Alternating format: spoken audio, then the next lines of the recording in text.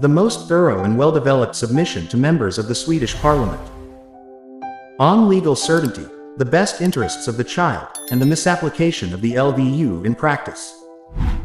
I am writing this letter to draw attention to a serious and growing problem in the application of the Act with special provisions on the care of young persons. This concerns legal certainty, children's long-term safety, and the fundamental rule of law principle that families must not be separated without a heavy, objective, proportionate, and evidence-based justification. The LVU is one of the most intrusive coercive laws we have. It means that the state, by force, assumes custody of a child from their parents. For this very reason, its application must be characterized by extreme caution, high evidentiary standards, and strict legal safeguards. When this does not occur, the law risks causing precisely what it was intended to prevent: serious harm to children. LVU must be an absolute last resort, not a tool based on subjective judgments. According to the purpose of the law, LVU is intended for situations in which a child is exposed to concrete, serious, and evidence-based danger. It must not be based on assumptions, gut feelings, subjective concern, or personal interpretations by individual caseworkers. LVU must never be based on unverified or contradictory reports of concern, rumors or secondhand information, assessments lacking objective evidence, deviations from norms or lifestyle choices. Coercive care without evidence is incompatible with the rule of law.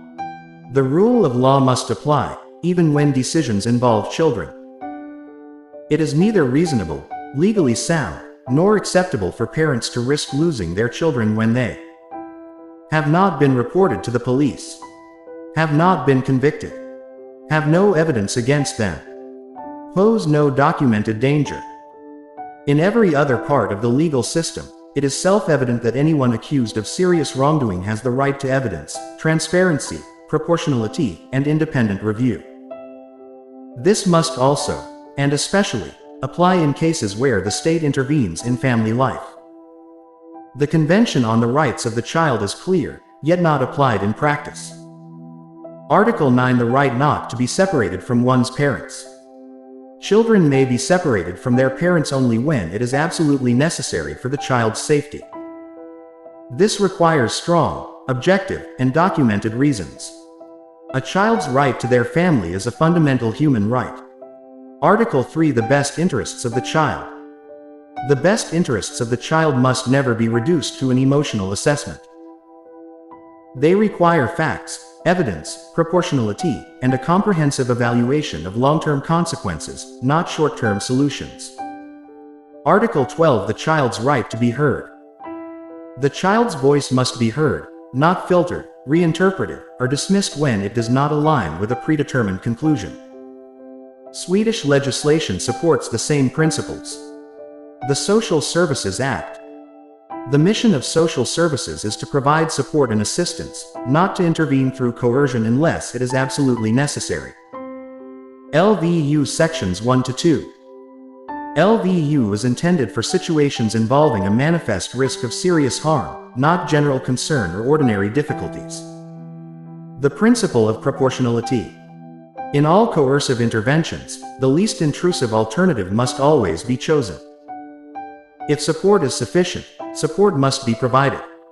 Coercion is the last resort. Placements entail significant risks. This is well documented. Research shows that children in out-of-home care face higher risks of mental health problems, achieve poorer educational outcomes, experience repeated separations and attachment disruptions, suffer long-term trauma, and, in some cases, are exposed to new forms of abuse. Therefore, placements must be extremely rare and used only when a child requires protection from proven, acute danger. Children must be supported, not punished through separation. Children must never be placed due to their own behavior, mental health issues, school-related problems, running away or norm-breaking behavior. It is the responsibility of society to provide treatment, support, and resources, not to punish the child by removing them from their family. Kinship placement must be the norm, not the exception. If placement is nevertheless necessary, the first choice must always be relatives, close family members, individuals with whom the child already has a secure attachment. Placements must never be driven by financial incentives. Of particular importance, support for families with children with NPF and extensive needs. Parents of children with severe autism, a tendency to run away, impaired ability to consider consequences, extensive functional impairments, must have the right to personal assistance, respite care, and specialized support, not be met with recommendations for placement. A lack of societal support must never be converted into grounds for LVU. What the law intends, and what it does not. Deficient conditions, under the law mean proven physical or severe psychological abuse, serious neglect resulting in documented harm, severe substance abuse preventing care, acute and concrete danger here and now.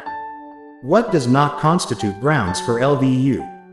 Concern without evidence, multiple unverified reports, conflicts during adolescence, parental NPF or mental illness in itself, poverty or social vulnerability, parents questioning authorities, manifest risk, means proven danger, nothing else. Manifest risk is not a theoretical risk, a gut feeling.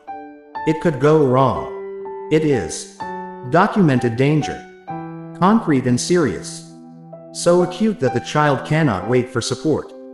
The threshold is high, and must remain high. BBIC and the best interests of the child, when good intentions become dangerous. BBIC is an assessment framework, not a decision-making tool.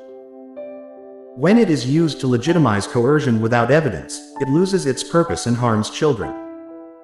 The best interests of the child are not the subjective view of social services, the fastest solution, synonymous with placement. They require protection of attachment, support before coercion, long-term impact assessments, respect for family bonds.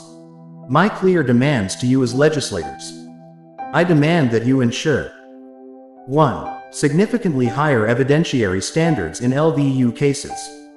2. Independent external review of decisions. 3. An end to LVU based on rumors and concern alone. 4. The actual implementation of the Convention on the Rights of the Child. 5. Support for families before coercion. 6. Kinship placement is the norm. 7. Protection against financial incentives. 8. Accountability for public officials and independent oversight. 9. The right to assistance and support for families with children who have extensive needs. It must not be possible to make serious errors without consequences. Conclusion. This is about legal certainty. This is about children's lives.